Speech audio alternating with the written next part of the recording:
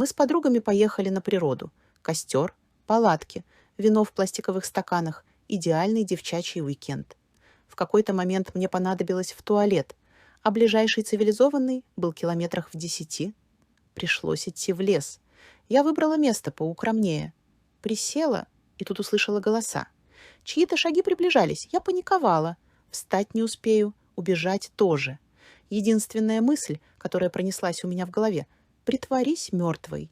И я просто рухнула на бок, как подкошенная, прямо с голыми ягодицами на холодную землю. Через секунду из кустов вышли два парня. Один из них, увидев меня, закричал: «Блин, там труп!» Второй тупо уронил бутылку. И вот лежу я, вся в листьях, с задранными шортами. Не шевелюсь, потому что, уже поздно что-то менять. Парни матерятся. Один хватает телефон и, кажется, собирается звонить в полицию. Мне приходится резко воскреснуть. Я вскочила, с паникой затягивая шорты, и просто рванула обратно к палаткам. В спину мне неслись истеричные вопли. «Что за херня?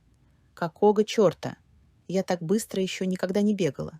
Подруги до сих пор надо мной ржут, а я с тех пор терплю до последнего или обхожусь без леса.